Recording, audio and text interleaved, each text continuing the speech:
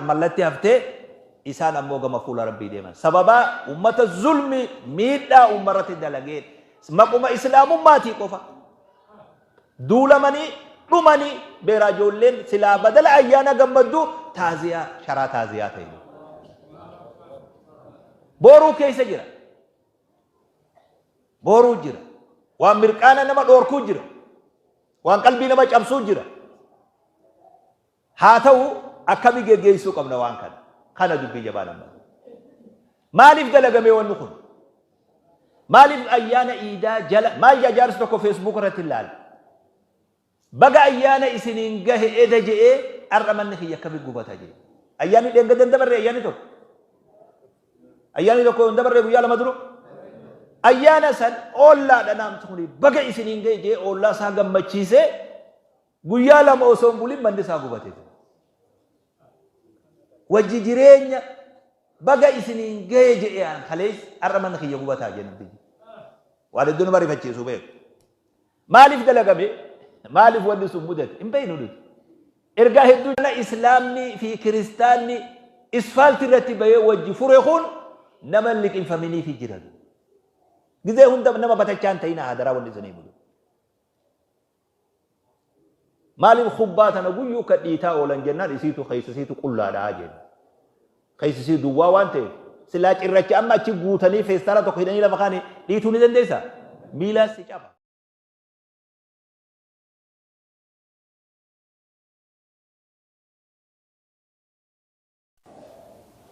namoonni sun dhiida booreysuuf akkana godhuutu malatu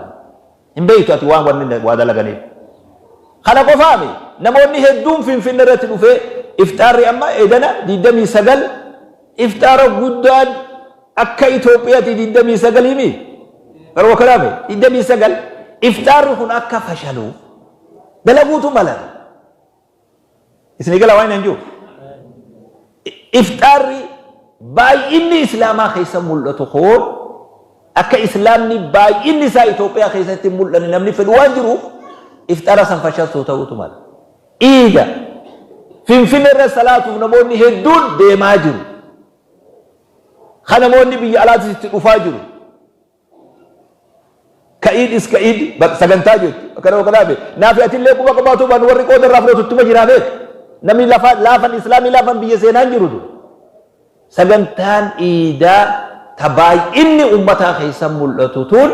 akka milkooyneef ta'utu mala wagganutu fi walid deebin woy damal salaan obboleeyyan keenya kadhu mayinu teesi duba yoo salaatu baande kam goona salaata dhaabaa namni yoo rakkoon itti buute laali filistinat asiin dhagaa haraatuma asiin taraawii allahu akbar jaddu akkana wakkaraabe nama wareeraa ufillee wareertee namallee wareersinaatu rakkoon buute rakkoo sana bira dabruudha dhiirummaa nama ayyaanni kana boodas waan jennu ni dandeenya waa meeqa ji'uu dandeenya rakkoon hin jiru yoo gaa guyyuma tokkotti akka danfaraafutti guyyaa tokko fixannee galla jettan malee iida salaanneetis eegaluun ni ta'a gara wagaraabe ammoo iida fashalsuuf wanni kun waan dalagameef uf eeggannaa nu barbaachisa namoota nuti isfaaltii irratti soomana wajji furre nama musliman ta'in ka kiristaana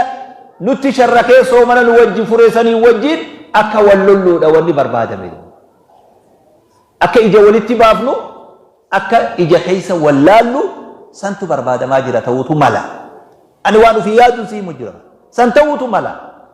idan ajendaa namni bilcheeyse tokko fiixa baasuun hin barbaachisu mufannoon teenya akkuma jiruut ta'e dallansuun teenya akkuma jiruut ta'e wanni nu dhagayamu yoo dhugaa rabbii taate akkuma jiruut ta'e ammoo harka keenyan dhiida keenyan balleessinu nam tokkoof hayyaminaa kana ayyaanni iidaa salaanni isaa golom'atu namni waliin bahee wal booreysu irratti nama deemu yoo gartan namni sun nama ajjeesanii wajji tokkumaa beeku kun ayyaana islaama ajjeesu deema sun nama ajjeeseemi kun ayyaana islaama ajjeesu deema akkasitti beeku la ta'khudunna ala yadi zalim nama waa balleessu deemuun harka qabu barbaada aarree jirra mufannee jirra qalbiin nu cabxee jirti beekamaa laakiin qalbi cabasan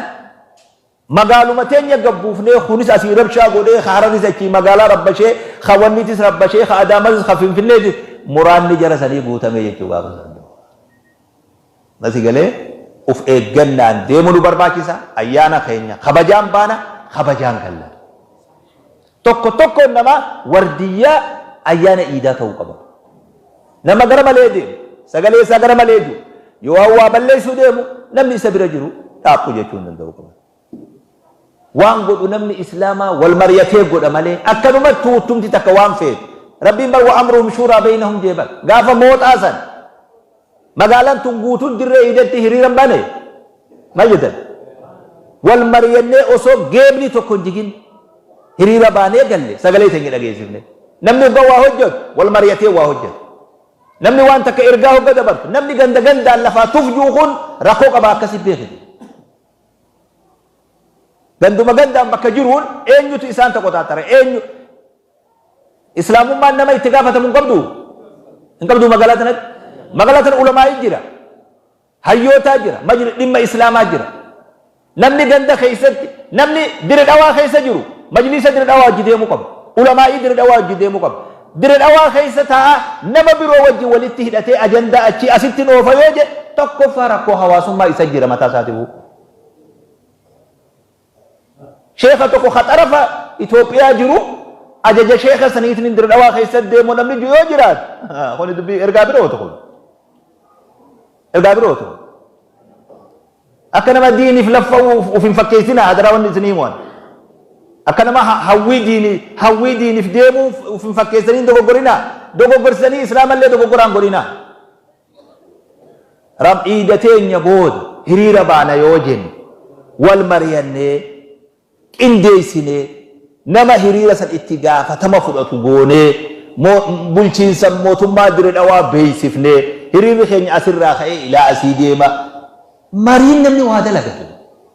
akkanuma gandaan ori'uun nutillee rakkoof nu saaxila nama achitti du'ee dhabne kabiroo irratti dabaluu nu barbaachisa akkasiif deemna jechuudha nama hidhamu irratti dabaluu kaduu irratti dabaluu jechuudha achii du'etti ka hidhaa dabaluu jechuudha hiikaan qabu hin gowwoomina balaan dhuftee jirti akkatti keessa dabarru fala godhuu barbaada Itoophiyaa guutuudha dire dhawaa qofaami Itoophiyaa guutuun islaamni bakka jirurraa tasgabbiidhaan waan kanatti deemu jira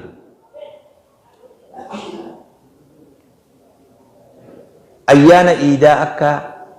ayyaana iidaa nu harkatti booreessuudhaaf dhagaa nu jidduu darban namni dhagaa magaalaa yoo rabshaatti kaasuu feete dhaguma jidduu darbita ni beektaa magaalaa wal lolchiisu dhaguma jidduu darbita magaalaa nagaa meeqa irraa bu'i dabali jetti tanagaa waccu tana dhagaa jidduu darbinaa magaalaa lolli bu'ee beeku kana magaalaa silaa isaanuu dafanii butamanii sabriin qabanii ja'amee dhagaan nu jidduu darbame ni bee namu wal mazzanu jira nu arganii jiran akka batachaa taanee dhiirti namni oollaa keetii yoo si hubate bareedaa mi beek yoo si hubate kana ta'a namni dhaguma xiqqaa tokko si ol darba wili inni ni kuta atumaatu oofa dalagaan isaa deemaa jirti inni galeettaa fayyaada ija mana taa'ee fayyaada ija dalagaan deemaa jirti dhaguma tokko jidduu darbee dalagaa qabsiise galeettaa lulluqan ni beeka akka taane nu bare namni wal barree jiran gizee hunda akkana haffallinaan beekamuun bareedaame tasgabbii barbaachisa